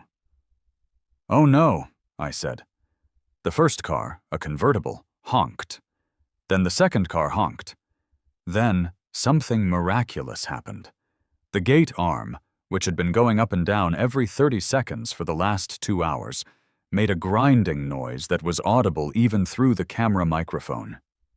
E-R-R ch k grrr. It lifted, slowly, painfully. It juddered upward, fighting gravity and its own overheated gears. It reached the vertical position, and then it just stayed there. The light on the control box turned from red to green, and it stayed green. The safety fail-safe had triggered. The system, sensing a critical error, or perhaps just exhausted by the sheer volume of data, had defaulted to the open position to prevent trapping people inside or outside during a theoretical emergency. The gate was wide open. No codes needed. I ran to the door. "Tony, the gate! It's open!" Tony looked down the street. He saw the convertible drive through without stopping. Then the next car. Then the next. "We have a breach!" Tony yelled, sounding delighted. "The wall has fallen!" I looked at Brenda. She was standing in her driveway, staring at the open gate. Her phone was in her hand. It had stopped buzzing. She looked at the phone. She shook it. She tapped the screen. She looked at the gate. Cars were streaming in now. A pickup truck with a mattress in the back. A sedan with a student driver sticker. A minivan packed with kids. They were all rolling into the Oaks. Unchallenged, undocumented, and unapproved. Brenda let out a sound. It wasn't a scream. It was a wail. A high-pitched keen of despair that only a bureaucrat who has lost her rubber stamp can make. "My security!" she wailed. "The perimeter!" "Tony," I said, walking down the driveway. "I think we broke it." "You think?" Tony grinned. "That motor is fried. I can smell the magic smoke from here." "What happens now?" "Now?" Tony gestured to the street where the line of cars was moving smoothly, transforming the quiet cul-de-sac into a bustling thoroughfare. "Now we party." But I knew it wasn't that simple. Brenda was already dialing again, and this time, with the gate wide open and unauthorized vehicles, pouring in without even the pretense of a code, she wasn't calling the cops for a noise complaint. She was calling the cavalry. I saw a black SUV pull up to the open gate. It wasn't a guest. It had Secure Gate Rapid Response stenciled on the side. "Tech support is here," I said. "Is that the guy from earlier?" Tony asked. "No, that's the heavy hitter. That's the guy they send when the server room catches fire." The SUV blocked the entrance, forcing the stream of traffic to halt. A man in a tactical vest — why did a gate technician need a tactical vest — stepped out. He looked angry. He walked over to the control box, opened it with a key, and stared at the smoke pouring out of it. Brenda ran toward him. "Fix it! Fix it now! They are invading!" The technician said something to her. She pointed at my house. He looked at my house. He got back in his SUV and drove toward us. "Tony," I said, "look busy." "I'm always busy." Tony grabbed a hammer and started tapping the mailbox gently. The Secure Gate SUV pulled up. The guy rolled down the window. He looked like he ate gravel for breakfast. "You Jack Daniels?" he grunted. "That's me." "You the one who ran a script to brute force the entry log?" "I didn't run a script," I said. Technically lying, my fingers were the script. I manually entered authorized guests in accordance with the bylaws. "You fried the motherboard," he said flatly. "The solenoid is melted. The logic board is toast. That's a $10,000 piece of hardware." "Wow," I said. "Sounds like you guys should have used better heat sinks." "The HOA is going to be billed for this," he said. "And I'm putting in the report that it was caused by malicious user overload." "Put whatever you want," I said. "But ask yourself, why did the system allow it? If I broke the rules, surely the system would have stopped me. If the system allowed it, then I was operating within the parameters." The technician stared at me. He chewed his gum. "You're a real pain in the ass, buddy." "I try. Gate stays open until we get a new board. Parts are on back order. 2 weeks." He rolled up the window and drove off. I turned to Tony. "2 weeks," I said. "2 weeks with no gate?" Tony laughed. "Brenda is going to have an aneurysm." 2 weeks, I repeated. "And the listing is still active." "Jack," Tony said, "you might want to close the listing. You made your point." I looked at Brenda, who was now weeping over her roses while a guest's Honda Odyssey idled 3 feet away from her, blasting Baby Shark. "Not yet," I said. "I still haven't gotten my $500 back." But just as I said that, I saw the flashing lights. Not 1 cruiser, not 2. 4 police cars turned the corner, lights silent but blinding in the afternoon sun. They weren't coming for the traffic. They were coming in a formation. "Uh-oh," Tony said, dropping the hammer. "That looks like the sergeant." "Brenda must have used the P word," I said. "Prostitution?" "No. Public endangerment." The lead cruiser stopped in front of my house. The door opened. It wasn't Officer Higgins. It was a man who looked like he had been carved out of granite and bad moods. Sergeant Miller. He put his hat on. He walked up the driveway. Brenda saw him and sprinted. Actually sprinted across the lawn. "Officer, arrest him! He destroyed the gate! He's inviting the homeless!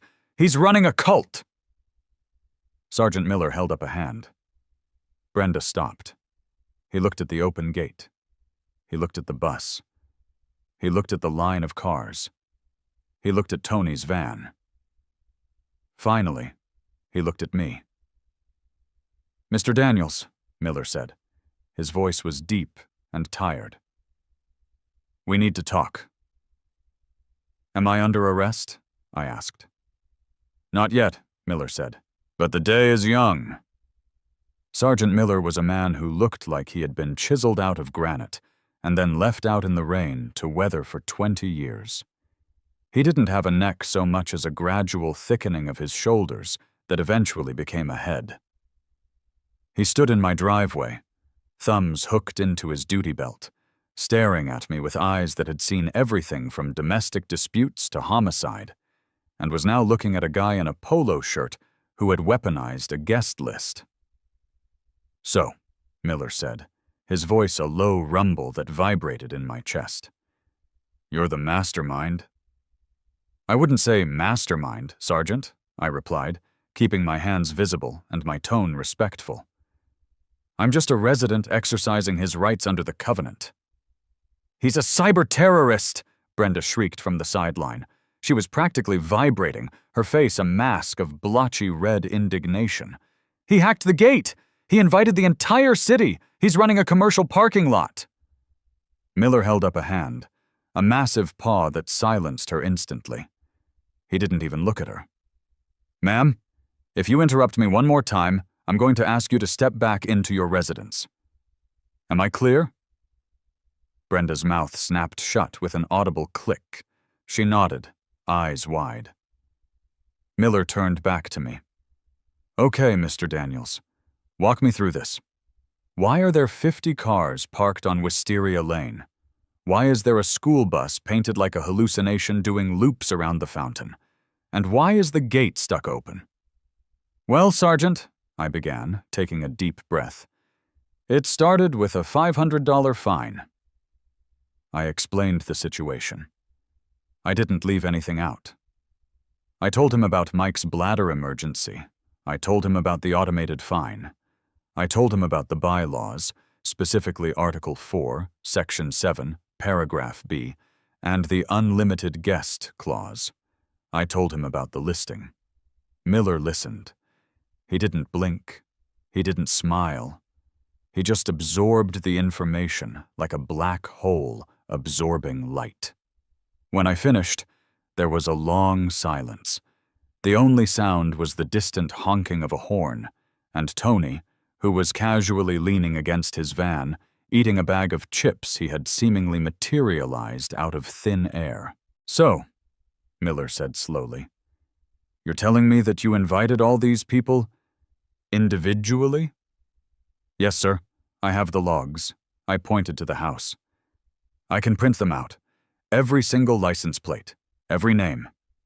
Registered through the official HOA portal." "And the gate?" "The system crashed," I said. "It seems it couldn't handle the volume of legitimate, authorized guest entries. It overheated and defaulted to the emergency open position." Miller looked at the open gate. He watched a Honda Odyssey filled with teenagers drive through. They waved. Miller did not wave back. "And the money?" Miller asked. "She says you're charging admission." $1, I said. "Which covers the administrative cost of me sitting at my computer, typing in their data. It's a service fee. I'm actually losing money when you factor in electricity and the emotional toll." Miller looked at Brenda. "Ma'am, is it true that there is no limit on guests in your bylaws?" Brenda hesitated. She knew lying to a police officer was bad. But the truth was worse. "Technically, no," she whispered. "But the intent of the rule—" "I don't enforce intent, ma'am," Miller cut her off. "I enforce the law. And right now I don't see a law being broken. I see a civil dispute that has spilled into the street." "But the traffic!" Brenda cried. "They are blocking the fire lanes." Miller turned to Tony. "Is your van blocking the fire lane, son?"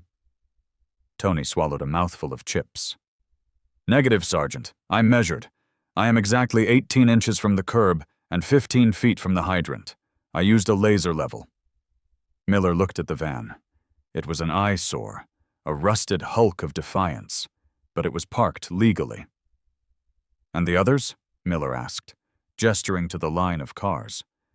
"I've been directing them," Tony said, puffing out his chest. "I'm the acting traffic control officer. We're maintaining a single lane for emergency access at all times. Flow is optimal." Miller looked at Tony's safety vest, which was worn over a shirt that said, "I'm here because you broke something." A tiny, almost imperceptible smirk tugged at the corner of Miller's mouth. "All right," Miller said. He turned back to Brenda. "Ma'am, here's the situation. The gate is on private property. Its maintenance is your responsibility. If it's broken, that's on the HOA. As for the guests, if Mr. Daniels invited them, they are not trespassing. If they are parked legally, I can't tow them. This is a civil matter." "You're leaving," Brenda gasped. "You're leaving us to him?" "Unless someone commits a crime," Miller said, adjusting his belt. "I have actual crimes to attend to. However," he turned his granite gaze back to me. "Mr. Daniels." "Yes, Sergeant?" "If this spills out onto the main highway, if one bumper blocks the county road, I will have every single car towed, starting with that van. And I will cite you for creating a public nuisance. Do you understand? Crystal." "Clear, Sergeant. We will keep the party inside the walls." "See that you do." Miller tipped his hat. He walked back to his cruiser. Brenda stood there, watching him go. She looked like she had just watched her last lifeboat sail away. "You won't get away with this," she hissed at me. "Brenda," I said, my voice cheerful. "I already have. The gate is open, the system is dead, and I still have bookings coming in." "I'm calling the board," she said. "I'm calling an emergency meeting. We will revoke your membership." "You can't revoke ownership, Brenda. This isn't a country club. I own the deed. Read the bylaws." She let out a primal scream of frustration, turned on her heel, and marched back into her house. She slammed the door so hard the wreath on it jumped. "Well," Tony said, crumpling his chip bag. "That went well. I thought for sure I was getting tasered." "The day isn't over yet," I said. "Now that the gate is open, we don't need codes. But we do need to manage the chaos." I looked at the street. With the gate open, the exclusive nature of the Oaks was gone. It was just another street now, and word was spreading. My phone pinged. Not an Airbnb notification. A text from a friend in the city. Text. "Dude, is the gate at the Oaks really broken? I'm seeing tweets about a block party." I replied, "Come on down. Bring pizza." The afternoon wore on, and the heat began to break, replaced by a humid, golden twilight. The character of the guests began to shift. The curiosity seekers were joined by the opportunists. Since the gate was stuck in the open position, the need for me to sit at the computer was gone. I couldn't stop them if I wanted to. The listing was still up, but people weren't even booking anymore. They were just driving in. I sat on my front porch in a lawn chair, watching the spectacle. Tony sat next to me on an overturned bucket, drinking a Gatorade. "It's beautiful," Tony said, gesturing with his bottle. It was. The street, usually a barren wasteland of silence, was alive. People were walking their dogs that didn't meet the HOA breed standards. Kids were riding bikes on the wrong side of the road. A group of teenagers was skateboarding near the fountain. And then, the food truck arrived. It was a taco truck. Tacos El Guapo. It rolled through the open gate, the smell of sizzling pork and onions wafting ahead of it like a holy messenger. It pulled up right in front of my house, behind Tony's van. The driver leaned out. "Someone ordered 50 tacos for a jack?" I looked at Tony. Tony shrugged. "I got hungry. I used your credit card. Hope that's cool." 50 tacos, Tony?" "We have guests," he said. "It's called hospitality." I walked up to the truck. "That's me. Set up shop." The driver killed the engine and opened the side window. Within minutes, a line formed. My guests, the neighbors, even Mr. Henderson, the petunia waterer, wandered over, looking confused but intrigued by the smell of cilantro. "What is this?" Henderson asked, eyeing the menu board. "It's al pastor, Mr. Henderson," I said, handing him a taco. "It's the taste of freedom." He took a bite. He chewed. His eyes widened. My God. That's spicy. I love it. Brenda would hate it, I said. Brenda hates everything, Henderson mumbled, wiping salsa off his chin. She fined me last week for leaving my garden hose uncoiled. Eat up, Mr. Henderson. We're taking the neighborhood back.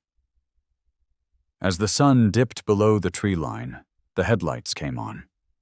The street was now a slow-moving river of cars.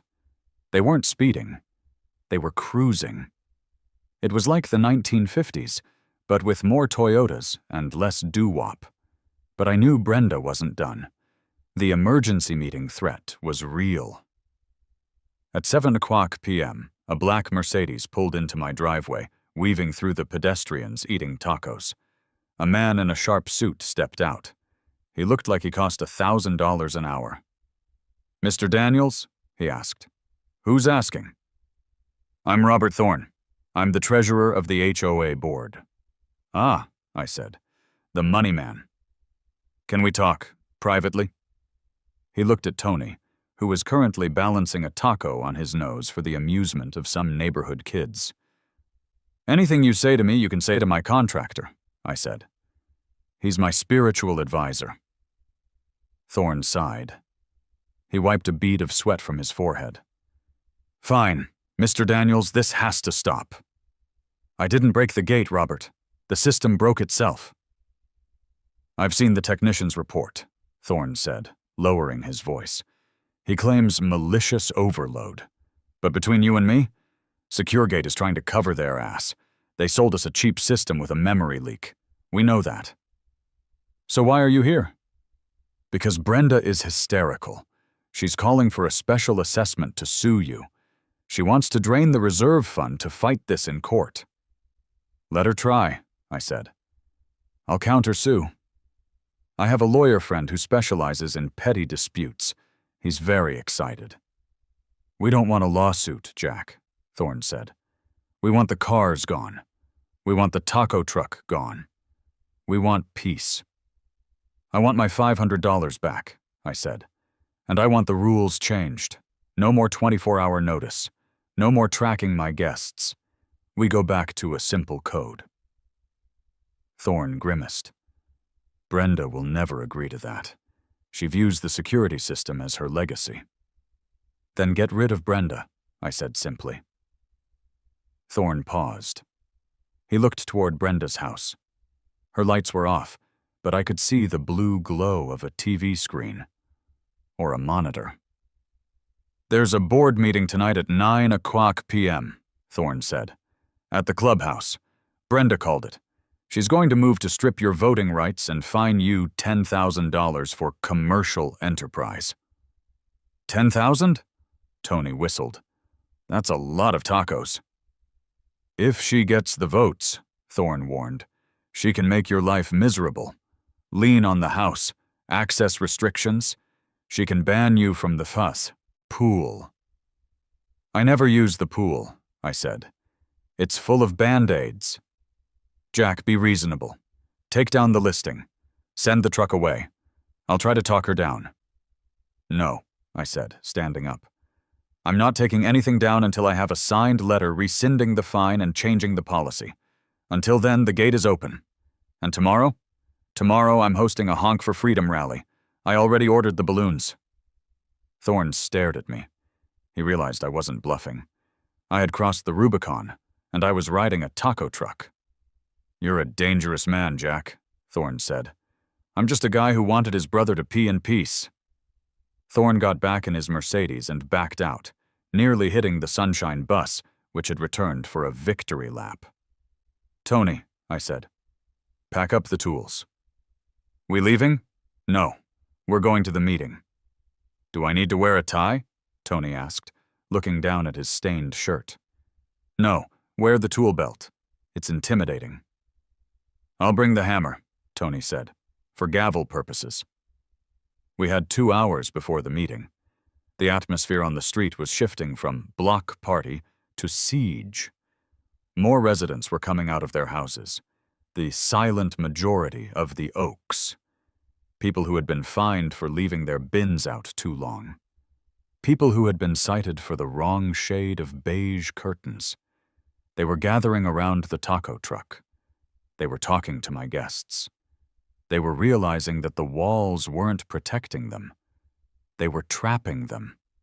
A woman named Carol, who lived 2 streets over, walked up to me. "Jack," she said, "is it true? Is Brenda really trying to sue you?" "That's the rumor, Carol." "She fined me last month because my cat sat in the window," Carol said, her eyes narrowing. "She said it was unauthorized livestock display." "That's insane," I said. "I'm coming to the meeting," Carol said, "and I'm bringing the cat ladies." "Excellent," I said. "Mobilize the infantry." By 8:45 p.m., I had a posse. It wasn't just me and Tony. It was Carol. It was Mr. Henderson. It was the guy with the Corvette who had been told his exhaust was too loud. It was a coalition of the annoyed. We marched toward the clubhouse. The gate was still open. The line of cars was still coming. The taco truck was doing brisk business. As we reached the clubhouse steps, I saw Brenda's car parked in the president-only spot. I turned to Tony. "You ready?" Tony adjusted his hard hat. "I was born ready. Also, I think I left the generator running." "Let it run," I said. "Let it sing." We pushed open the double doors of the clubhouse. The air conditioning was freezing. The lavender smell was overwhelming. Inside the main meeting room, the board was seated at a long table. Brenda was in the center, looking like a queen in exile. Thorne was to her right, looking pale. 3 other board members sat nervously, checking their phones. The room was supposed to be empty, save for the board. But we walked in. Me, Tony, Carol, Henderson, and about 20 other residents who had had enough. Brenda stood up. She slammed her gavel, which was actually just a heavy stapler, onto the table. "This is a closed executive session," she screamed. "Get out!" "Actually," I said, pulling a folded piece of paper from my pocket. I had printed the bylaws before leaving the house. According to Article 5, Section 2, all meetings regarding disciplinary action against a member must be open to said member and any witnesses they wish to call. I gestured to the crowd behind me. "These are my witnesses," I said. "All of them?" Brenda asked, her voice trembling. "And him," I pointed to the door. The taco truck driver walked in, holding a tray of tacos. "Delivery for Jack?" he asked. "Right here," I said. I took a taco, took a bite, and looked Brenda in the eye. "Let's talk about Section 4, Paragraph B," I said. The room went silent. The only sound was the crunch of a taco shell and the distant, muffled sound of a car horn honking through the open gate. Brenda looked at the board members. They looked at the floor. "You are out of order," Brenda shouted. "No, Brenda," I said. "The gate is out of order. And I think your presidency is too." Tony revved his cordless drill. Just for effect. Whirr. "Shall we begin?" I asked. The silence in the boardroom was absolute, save for the rhythmic whir, click of Tony playing with the torque setting on his cordless drill. Brenda stood at the head of the long, polished mahogany table, her knuckles white as she gripped the back of her leather chair. She looked like a captain who had just realized her ship wasn't just sinking. It was being disassembled by termites while she was still giving orders. "You have no right to be here," Brenda hissed, her voice vibrating with a frequency that I'm pretty sure only terrier dogs could fully appreciate. "This is a disciplinary hearing." "Exactly," I said, stepping forward and taking a seat in the empty chair directly opposite her. I gestured for Tony to sit next to me. He did, placing his dirty boots on the base of the table and setting the tray of tacos down on the agenda papers. "And as the accused, I have the right to face my accuser," which is you, and also that machine." I pointed to her phone, which was plugged into a wall outlet via a white cable that was stretched tight like a tripwire. "This is not a joke, Mr. Daniels." Brenda slammed her hand on the table. "We are discussing serious violations of the covenants, conditions, and restrictions. You have turned this community into a circus." "A very popular circus," Tony mumbled around a mouthful of pork. "Pass the salsa." Mr. Thorne, the treasurer, cleared his throat nervously. "Brenda, perhaps we should hear him out. The crowd outside is growing." "Let them grow!" Brenda shrieked. "We will fine them all! We will fine them into bankruptcy!" She picked up a stack of papers, my evidence, and waved them in the air. "Charge 1, she announced, reading from the top sheet. "Operation of an unauthorized commercial enterprise within a residential unit. You listed your home on Airbnb. That is a business." "Objection," I said calmly. "I listed a guest experience. According to the Airbnb terms of service, I am a host, not a business entity. Furthermore, since I set the price at $1, and the cost of the electricity, water, and toilet paper used by each guest exceeds $1.12, I am operating a non-profit charity dedicated to highway safety and bladder relief. I can show you the tax write-off forms if you like." Brenda blinked. You're claiming it's a charity?" "I'm helping weary travelers," I said. "It's humanitarian work, Brenda. You should be proud. The Oaks is finally giving back to the community." "He's got a point," Carol chimed in from the back of the room. "The guy who drove the bus said he really needed to use the bathroom. Jack provided a public service." "Silence!" Brenda yelled at Carol. "Charge 2, excessive traffic causing a public nuisance." "The gate is open," I countered. "The traffic is moving freely. The only nuisance is the lack of a traffic light, which Tony has offered to build out of spare parts for a reasonable fee." "I can have it up by Tuesday," Tony confirmed. "Solar-powered. Mostly." "Charge 3, Brenda was practically foaming now. "Sabotage of community property. You destroyed the gate system." This was the big one. The room went quiet. Thorne looked at me, his eyes serious. The other board members leaned in. Destruction of property was a tort. That was real money. I leaned back in my chair and crossed my arms. "I didn't touch the gate, Brenda. I didn't touch the server. I didn't touch the wiring." "You overloaded it," she accused. "You flooded it with requests." "I used the system exactly as it was designed," I said, my voice dropping to a steely calm. "You told me, to my face, in this very office, that every guest must be registered. You told me there was no limit on guests. You told me the system was state-of-the-art. So I registered my guests. If your state-of-the-art system couldn't handle the volume of a single resident's social life, then the system is defective. You bought a lemon, Brenda, and you're trying to blame me for driving it." "It was a malicious attack," she insisted. "You did it on purpose." "I did it with compliance," I corrected. "Malicious compliance? Maybe, but compliance nonetheless. Show me the rule I broke. Show me the number." Brenda frantically flipped through the bylaws binder. She tore a page in her haste. She scanned.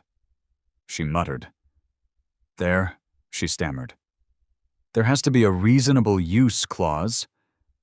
"There isn't," I said. "I checked. Section 4, paragraph B, unlimited. You were so obsessed with tracking us, so obsessed with getting a text message every time someone sneezed, that you forgot to put in a limit." I stood up and walked toward the window that overlooked the parking lot. "And let's talk about those text messages, Brenda." I turned to Thorne. "Mr. Thorne, you're the treasurer. You handle the budget, right?" "I do," Thorne said, wary. How much does SecureGate Solutions charge for their SMS notification service? Thorne frowned. It's included in the package. The base package.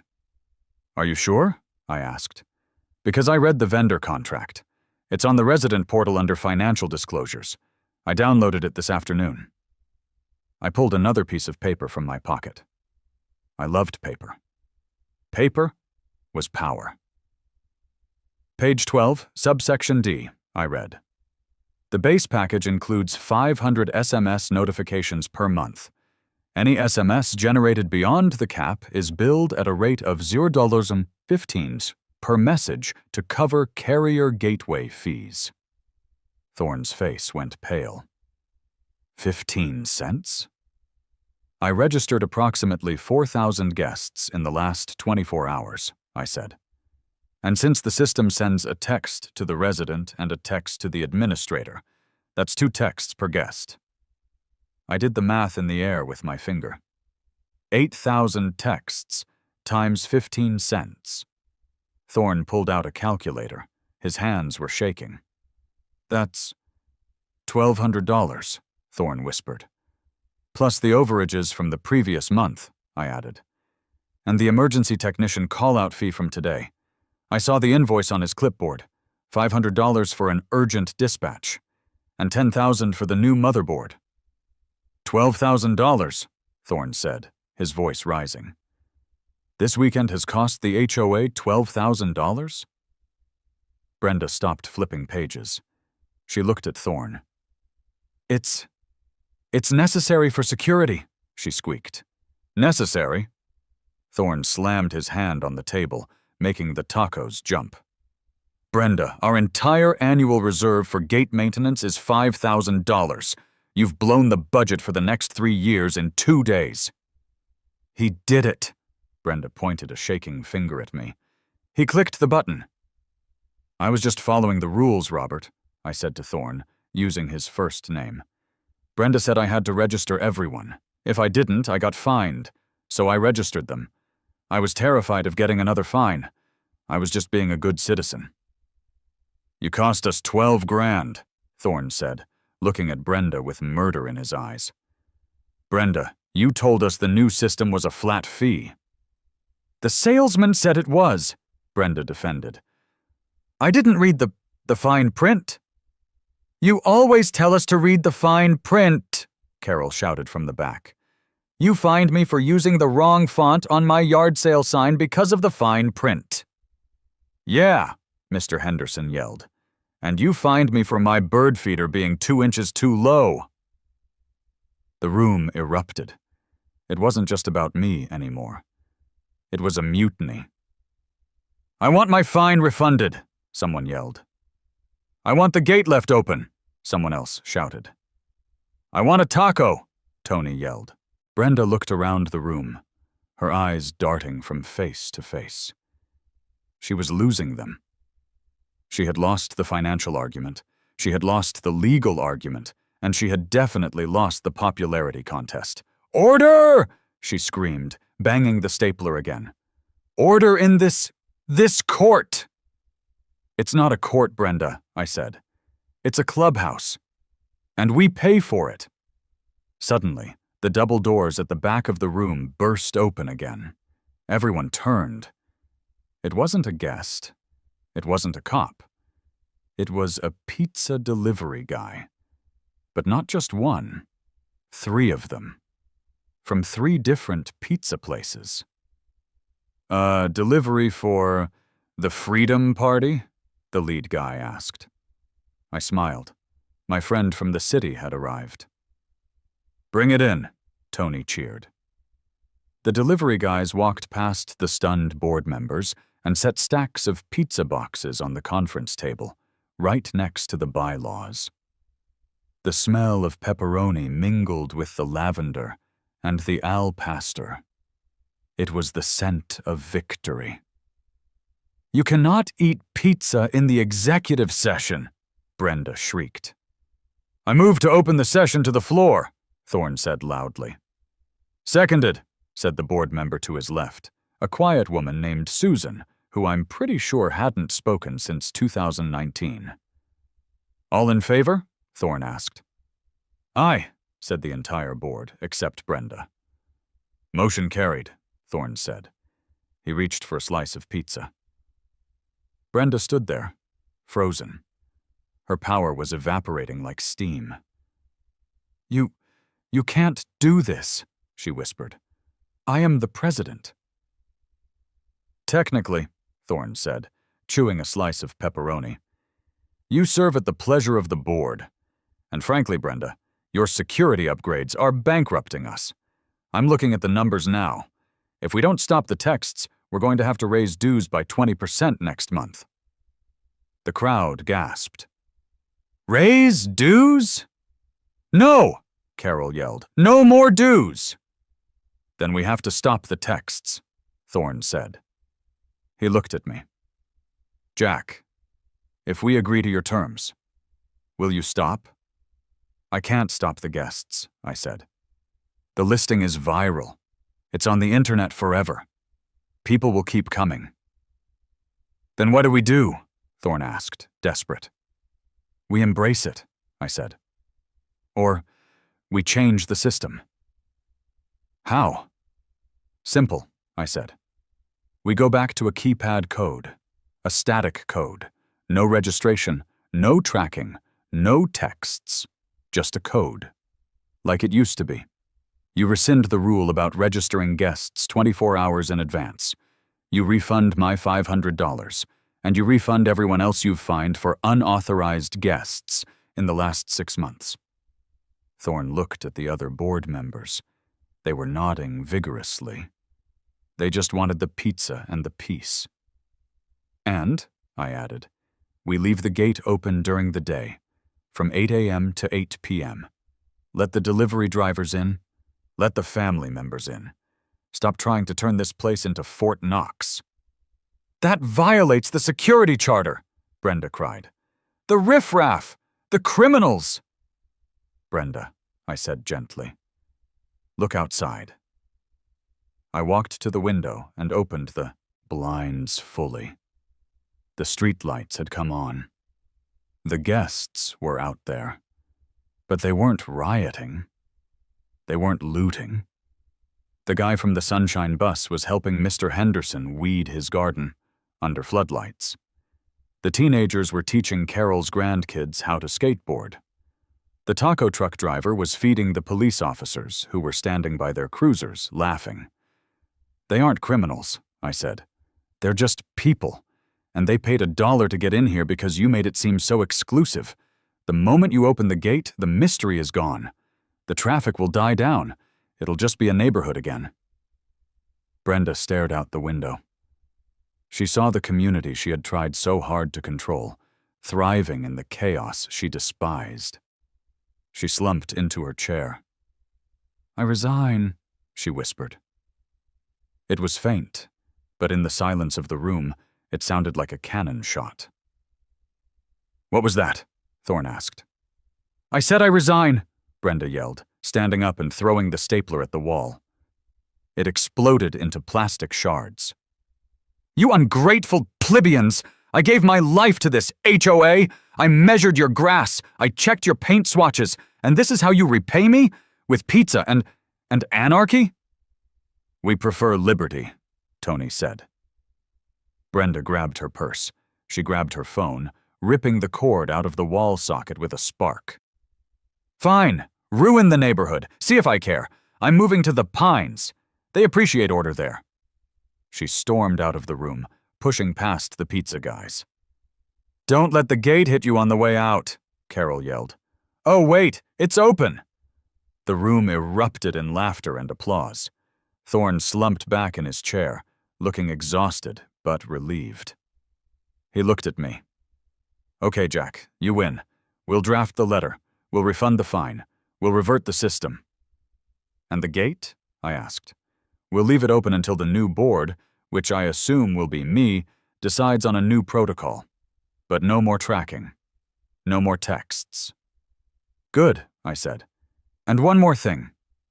"What?" Thorne looked terrified I was going to ask for a statue. Can we validate Tony's parking? Thorne looked at Tony, who was currently building a small fort out of pizza boxes. Yes, Thorne sighed. Tony can park wherever he wants. Sweet, Tony said. I'm gonna go move the van to the grass, just to celebrate. Don't push it, I said. The meeting broke up around 10 o'clock p.m. We walked out of the clubhouse as victors. The humid night air felt lighter. The scene outside had mellowed. The taco truck was packing up. The bus was idling, getting ready to leave. The line of cars had dwindled to a trickle. Sergeant Miller was leaning against his cruiser, finishing a taco. He saw me and nodded. Hearing go well? He asked. She resigned, I said. Figured, Miller said. She called dispatch 5 minutes ago to report a hostile takeover of the government. We told her to call the FBI or go to bed. She's moving to the Pines, said. Miller chuckled. God help the Pines. I patrol there too. Their HOA president is a retired Marine colonel. That should be an interesting war. I might have to visit, Tony said.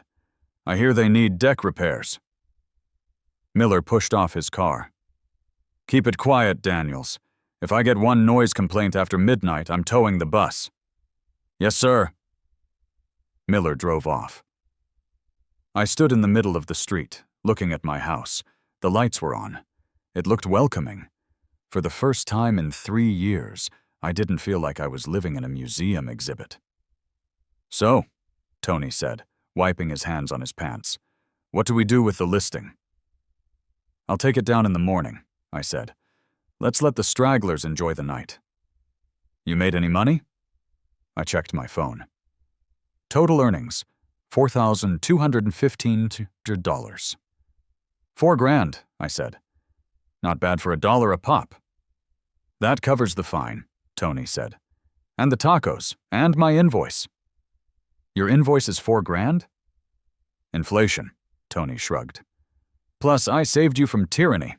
That's a premium service. Fair enough? Just then, a car pulled up to the open gate. It was a silver Toyota Tacoma. My brother, Mike. He rolled down the window. He looked tired. Hey, Jack, he said. I made good time coming back. Gate was wide open. Is it broken? Nah, I said, smiling. It's fixed. Finally fixed. Cool. Hey, can I use your bathroom?